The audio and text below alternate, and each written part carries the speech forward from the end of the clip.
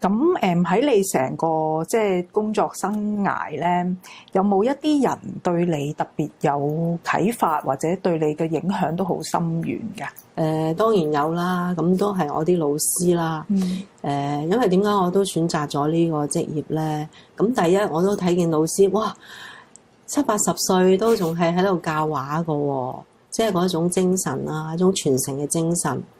咁而且就我見到佢哋，即係畫畫嘅都好似好長壽喎。其實呢樣係好吸引我嘅。咁同埋咧，就其實畫裏邊咧會帶俾你好多樂趣啦，好多人生嘅道理啦。咁即係令到我自己都係好開心嘅。咁就好多老師其實佢都係好想係都將佢自己嘅技法咧傳承俾後生嘅一代。因為佢都知道其實佢都會離開嘅一日㗎嘛，都會人係咪？咁如果佢唔將呢一樣嘢去傳承落去，咁我冇咗咯。咁我都有呢一樣嘅使命感咯，我覺得自己。咁我都想將呢樣國粹水墨畫呢樣國粹，咁我都希望係傳承落去嘅。好。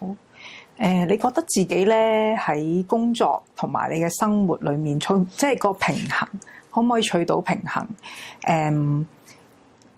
即係你覺得自己會唔會淨係掛住做嘢，定係生活方面又平衡唔到啊？都會㗎。喺我即係畫室最高峰嘅時間咧，即係我可以由朝頭早9點教到夜晚黑10點。哇！係啊，13個鐘頭。係啊，試過係有差唔多6-7年，係試過係咁樣，即係我覺得頂唔順咯。咁頂唔順，你點算咧？點算啊？就請多啲人幫手咯。咁請多啲人幫手，你當然都會有一個叫做唔好噶啦，就係嗰個教學就會嗰個質素會下降咗。因為唔係自己親身教，你請人翻嚟教嘅時間咧，咁有啲嘢你係控制唔到嘅，因為佢係人嚟咁。係啊，咁樣變咗就開始減輕少少工作啊，嚇！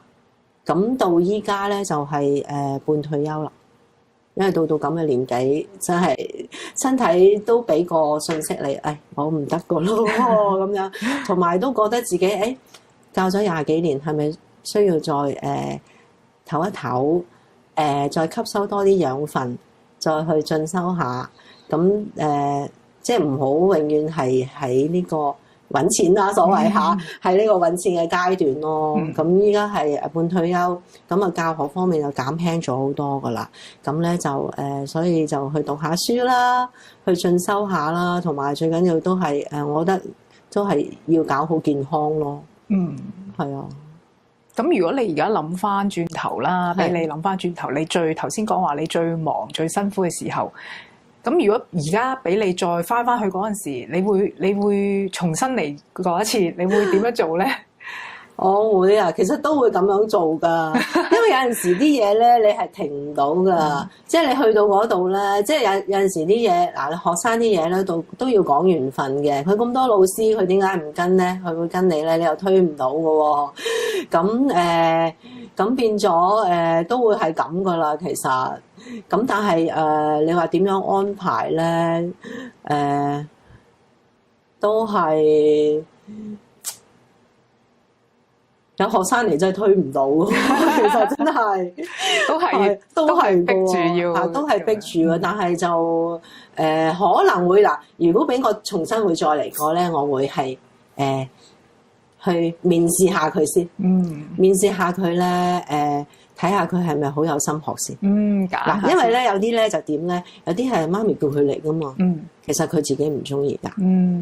咁樣咯。咁有啲可能咧，佢自己又好想學，但係媽咪咧可能個經濟咧又可能容許唔到。咁我就面試啦。面試咧佢係咪好中意嘅咧？如果佢媽咪冇經濟能力，我都可以資助下佢噶嘛。咁我就可以咧有呢個係理想嚟嘅，係啊，好。